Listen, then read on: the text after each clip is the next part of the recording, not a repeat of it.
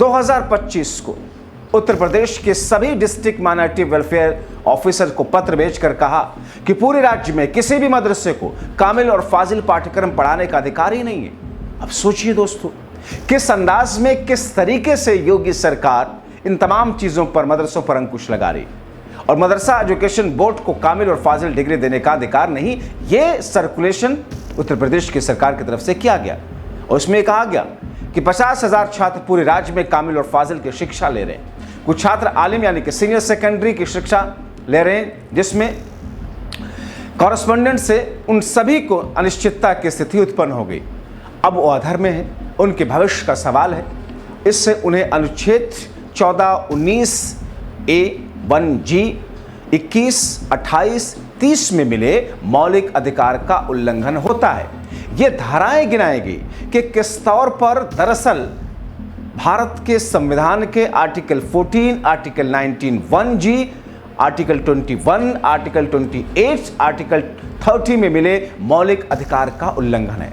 अब सोचिए कि उत्तर प्रदेश में किस तौर पर योगी आदित्यनाथ की सरकार बनने के कुछ ही दिन के बाद में मदरसों के खिलाफ जिस तरीके से सर्वे कराए जाने की बात की जाती रही, कैसे उसे एग्जीक्यूट किया गया, कैसे ये नैरेटिव फैलाए जाने की कोशिश की जाती रही कि मदरसों से राष्ट्र को खतरा है, राष्ट्रीय सुरक्षा को खतरा है।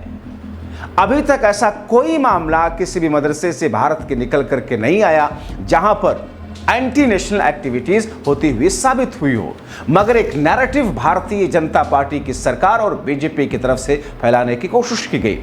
कोई जाकर के ये पूछे कि आप चूंकि मदरसा अरबिक उर्दू लैंग्वेजेस वाले मदरसों पर आप अंकुश लगा रहे हैं, ये उर्दू और अरबी विरोधी इस कदर मानसिकता लेकर के क्या सरकार सबके साथ न्याय कर सकेगी? ये तो मदरसे वही हैं जिन्होंने देश की पहली स्वतंत्रता यानी कि पहली जंग आज़ादी में मदरसों से किस तौर पर बिगुल फूंका गया।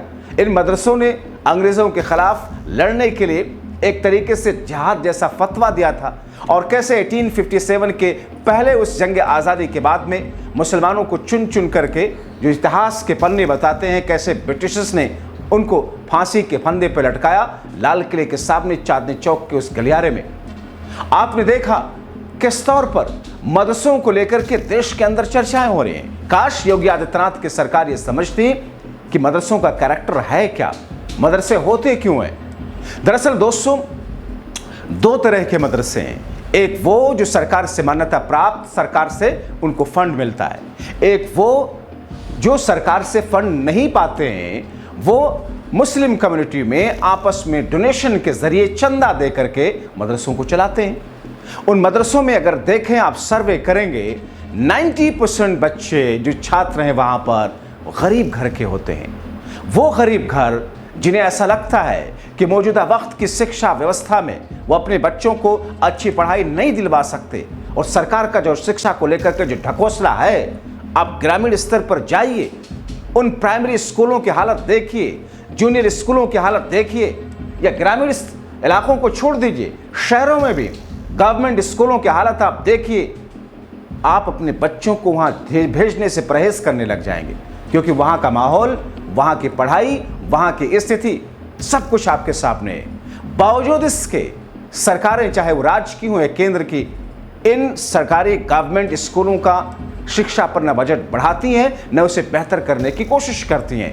दिल्ली में एक पहल की गई थी, उस पहल में बहुत सारी चीज़ें सामने आई थी आम आदमी पार्टी की सरकार में, जिसमें क्लासेस में सीसीटीवी कैमरे तक लगाए गए थे, बेहतर करने की कोशिश की गई थी। बहरहाल, अब ऐसी स्थिति में जब बेहद गरीब घरों के बच्चों को पढ़ने के लिए या तो वो बचपन से ही काम में लग जाए, ऐसे में उन मदरसों में जहाँ पर उनको फ्री शिक्षा मिल जाती है, फ्री हॉस्टल मिलता है, फ्री मेस डाइनिंग खाने की व्यवस्था की जाती है, ऐसी स्थिति में 90% बच्चे गरीब घरों के होते हैं। 10% ऐसे ज़रूर होते हैं जो सक्षम होते हैं, फिर भी मॉडर्न एजुकेशन से पहले मदरसा एजुकेशन या फिर दीनी एजुकेशन लेकर के खुद को, अपने आप को, अपनी बुनियाद को मजबूत करना चाहते हैं। लेकिन जिस अंदाज में मदरसों के खिलाफ, धार्मिक स्थलों के खिलाफ जो पूरी मुहिम व पूरा मोमेंट दिखा है, उस मुहिम और मोमेंट में अब ये बातें साफ हो गई कि किस तरीके से इनके खिलाफ एक रणनीतिक तौर पर साजिश चल रही थी। मगर सुप्रीम कोर्ट ने एक झटके में उत्तर प्रदेश की सरकार और केंद्र की सरकार को नोटिस जारी कर फटकार करके एक आदेश पारित कर दिया कि कामिल और फाजिल के एग्जाम को, परीक्षाओं को नहीं रोका जा सकता है, इनको कराया जाना चाहिए।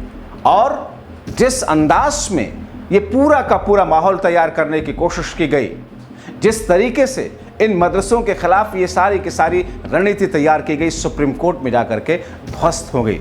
दोस्तों, मदरसे वही हैं जहाँ से अशफाकुल्ला खान जैसे लोग पढ़ करके निकले। ब्रिटिशर्स के खिलाफ किस तौर पर स्वतंत्रता के उस संग्राम में उनके साथ साथ बहुत सारे ऐसे लोग रहे जिन्होंने मदरसों में एजुकेशन लेने के बाद में बड़े बड़े पदों पर पहुंचे। लेकिन इस बीच में कई सारे राजनीतिक जानकार ये मानते हैं कि बहुसंख्यकों को खुश करने, हिंदुत्व की राजनीति को धार देने, मुस्लिम समुदाय या अल्पसंख्यक से जुड़ी हुई चीज़ों पर अंकुश लगाने के लिए ये एक हथकंडा है, जिस हथकंडे के सहारे देश और प्रदेश के माहौल को ख़राब भी करने की कोशिश होती है। मगर सुप्रीम कोर्ट ने इन सारी चीज़ों को एक नहीं चलने दिया। अब ऐसी स्थिति में जबकि एक बड़ी जीत के तौर पर इस केस को देखा जा रहा सुप्रीम कोर्ट में, आगे आने वाले दिनों में स्थिति और साफ होगी। फिलहाल इन तमाम चीज़ों को लेकर के आपकी राय क्या है? अपनी राय कमेंट बॉक्स में ज़रूर लिखें। अभी के लिए इतना ही, बहुत शुक्रिया।